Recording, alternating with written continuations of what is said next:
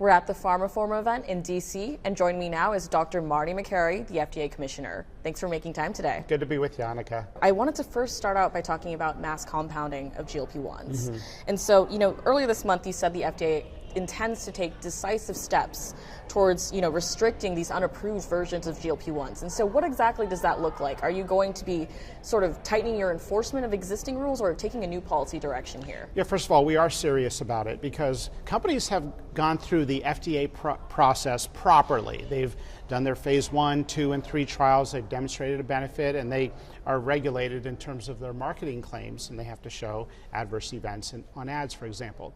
So when there are sort of products or companies that go around that process, they really have to be conforming to the regulations that are set for 503A and B compounding. And we haven't seen that sometimes. What we've seen are companies that are violating those regulations. So we are serious about cracking down on mass marketing claims, on the importation of APIs that are not approved by the FDA. And we're also directly talking to these companies and saying, you got to play by the rules.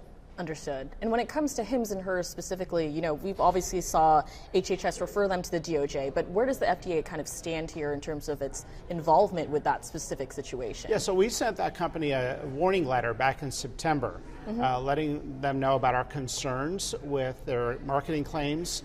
And along the lines of what we were just talking about, we want to see companies play by the rules. We felt that they had gone outside of the guidance that the FDA has put out, and so we did communicate directly with that company. Understood. And overall, do you think this year could be the one where we do see a kind of end to the sort of unlawful mass compounding of GLP-1s, especially after, even after these shortages have ended, we've continued to see it proliferate? I hope so. We are seeing more companies now get their APIs from companies like Novo Nordisk and Lilly. And that system has a path of working, right? And if those companies are providing APIs and the compounding meets the regulation, then the more competition, the better. So we just want to see companies playing on a level playing field. Understood. And I wanted to talk about vaccines. Obviously the FDA, had that refusal to file a letter with Moderna's mRNA flu vaccine application, but, does that signal a need to sort of formally update your guidance when it comes to these trials for seasonal flu vaccines here to kind of have more predictability, or how are you thinking about that maybe? So it's important for people to know that the seasonal flu shot is not going anywhere. So the seasonal flu shot has a structure by which each year they go through an approval process, and that is because that's a tried and true vaccine. It's the traditional flu shot that's given annually. It's been around for 80 years. There have been over 40 clinical trials on that. And so we do have a system now to expedite. The product that you're describing is a novel, new mRNA-based influenza vaccine. And the guidance from the FDA was pretty clear. They recommended the control group use the standard of care, not the substandard of care in people over age 65. So there have been concerns by physicians that people over 65 were needlessly exposed to a higher risk of influenza complications because they were given substandard care in the control group against the FDA guidance. So the FDA did review that application and that top line data when it came in.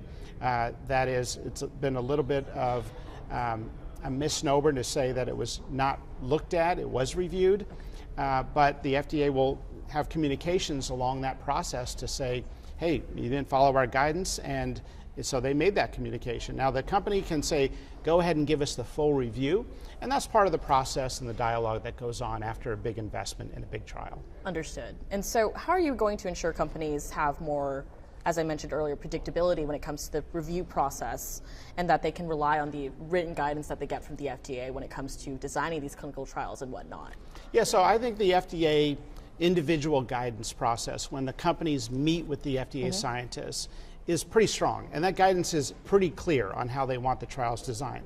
Occasionally, we'll see a company do a crossover of the intervention group earlier than the FDA recommends. Well, you can't undo that, and it frustrates the FDA scientists. So they will be very open and honest when they get frustrated or think that a study design is no longer makes the data strong. So it can cloud data, it can go against the recommendations, but we shouldn't make patients suffer if the data is still compelling. So every case is looked at individually.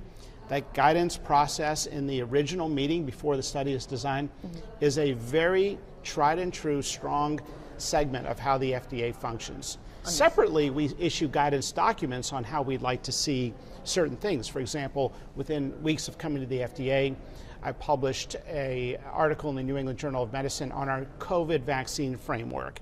Right. And we basically said, hey, we're going to use a risk stratified approach for this next round. And we would like companies to check in with a randomized trial, maybe as a post-marketing requirement. So those are examples of how we try to be very clear, because markets want predictability, patients want predictability, drug developers want predictability, and investors want predictability. And that's how you keep the ecosystem thriving. Understood. And stepping back from any one application or product, where do you see mRNA technology fitting into the vaccine landscape here? Are you hoping to change, I guess, maybe standards for how that is regulated, that, platform or products based on that platform, or how are you thinking about that? Look, I think we should use the same basic scientific standards for all drugs at the FDA. And so I am very hopeful and optimistic on mRNA technology in general. I love it. I'd like to see the data. The one thing I'm not going to do is say that this is going to get an approval before we see the data. And so there is sort of a hyper enthusiasm sometimes we see in different areas of the marketplace around certain products. And so we're not going to get ahead of the game. We're going to basically say, we'd like to see the data. How far mRNA technology can be applied is a question where we'd love to see it applied as far as it can be applied, but it's got to meet our scientific standards. So we'll see what it does with cancer, with other infectious diseases. My background is in oncology, and there's been a lot of talk about mRNA with cancer. I'd love to see that data, and I'd love for it to work.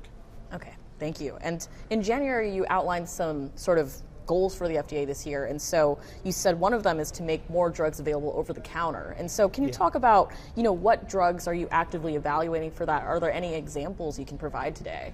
I mean, we're looking at vaginal estrogen, we're looking at nausea medications, we're looking at naloxone for opioid overdose. Why are these medications requiring a prescription in a modern, sophisticated world? What are we worried about? Somebody picking up a nausea medication that they didn't actually need?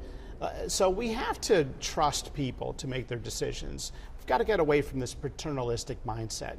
And one of the biggest priorities of President Trump is to lower the price of drugs. And so part of that is the most favored nation status pricing work that was led by the Center for Medicare and Medicaid Services. Part of it is moving drugs to over the counter, where you see a price on the shelf and you can actually have the price transparency that keeps prices in check. Many of those prices are lower than the copays when there's a money game going on behind the pharmacy counter, because your employer is paying a portion and you have a portion and your insurance pays. So when there's price transparency, you see prices kept in check for all consumers, and that's powerful. And the other thing is pharmacy benefit manager reform. You just saw the Department of Labor in this administration for the first time require transparency of spread pricing, which is a well-known game that has been going on to needlessly mark up the price of prescription drugs. Spread pricing is appropriate for the service of managing prescription drugs, but when it's 10x, 100x, 200x, and I've seen those numbers, then it's just price gouging of people when they don't understand. And that's something that we're not going to stand for. Got it. And when it comes to the OTC priority, what's the kind of timeline for that this year? Is that something that those changes could happen this year? Or? Yeah, that's the goal. We're going through the proper regulatory processes with rulemaking. We're changing the monographs that allow companies to switch over. There have been a lot of companies that have wanted drugs over the counter, and the FDA bureaucracy has just been so onerous and difficult that they just haven't been able to get basic, safe medications over the counter. In my opinion, everything should be over the counter, not requiring a prescription, unless it's unsafe, unless you need laboratory tests to monitor how it's being received by your body, or if it could be used for some nefarious purpose, or it's addictive.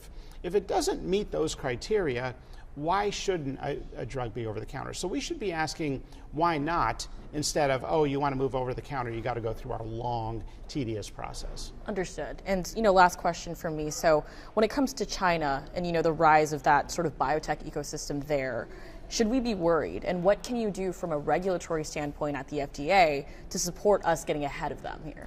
Well, we walked into a mess. The year before we came into office, which was 2024, we learned that 4 times the number of phase 1 clinical trials were being done in China than the United States. They were doing 2,800 plus. We were at about 800. And that inverted just recently, a couple years ago in the last administration. So we walked into a mess.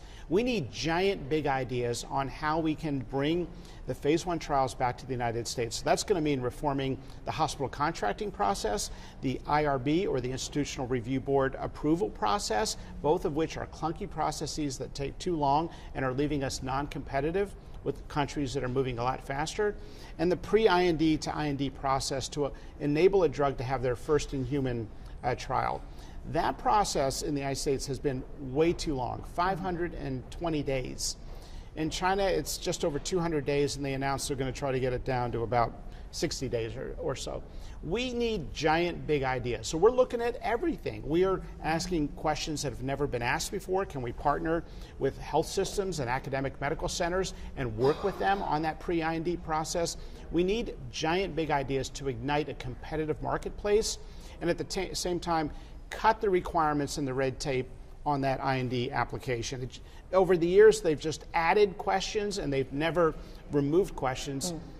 If a question has had the same affirmative answer the last 10,000 out of 10,000 times, why are we asking it? Right. And so we've got to get away from this sort of receive-only angry librarian mode and partner with industry to help them deliver more cures and meaningful treatments for the American public, because that is a common bipartisan goal that we all want, and we're going to get it done in this administration. Got it. Well, thank you so much for joining me today. Thanks so much, Annika. Thanks.